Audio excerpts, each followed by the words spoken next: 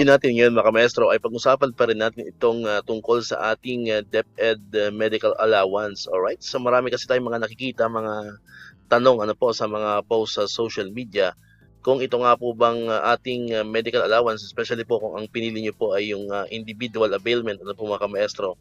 Ayan, kung makukuha pa raw ba or ibabalik pa raw ba yung sukli sa 7,000 na medical allowance if ever po ang nakuha natin na HMO provider ay less down or yung package po na nakuha natin ay less than 7,000. Ayan, so yun po yung mga katanungan na nakikita po natin or nababasa po natin sa mga comment section mga maestro. Ayan, for example, nakuha mo ng cash yung 7,000 then naghanap kayo ng HMO provider. Then for example, ang nakuha nyong HMO provider ay nag-offer lang ng 4,000 or let's say 3,000. Ayan, kasi di ba iba-ibang amount naman po yan, depende sa package na kukunin po ninyo. Ayan, so ang tanong po diyan, kung yung bang natitirang pera, doon sa for example, 3,000 lang yung nakuha mo na HMO provider, then may sukli ka pang 4,000, kailangan mo bang ibalik 'yon? Okay? So ang sagot po diyan is ito, base po yan sa DepEd Memorandum or sa DepEd Order.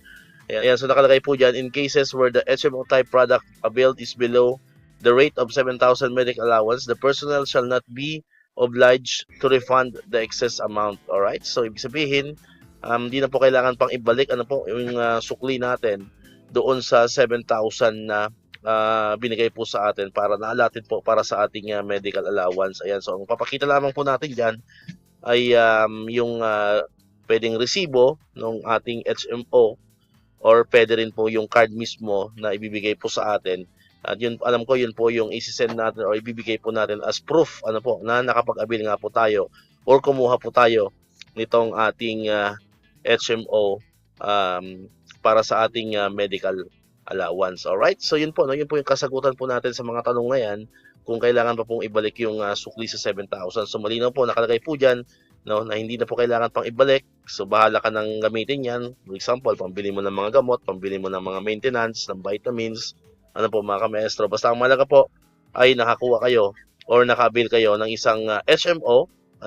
Depende po sa package. Ayan, at ipapakita nyo po ang card or yung photocopy ng card or yung resibo mismo as proof na ikaw po ay kumuha ng isang HMO. Alright, so dito ko natatapos itong ating video ngayon mga kamestro. Kung di ka pa nakakapag-subscribe, click mo ang subscribe button yan para ikaw yung unang nakapanood ng mga videos na ina-upload natin. Katulad dito, yung mga updates pa rin tungkol sa medical allowance and other benefits ng mga teachers and government employees. And syempre, click mo na rin ang notification bell button para manonotify ka, always updated ka pag may mga bago tayong uploaded na video. So muli, maraming salamat sa inyong panonood at pakikinig.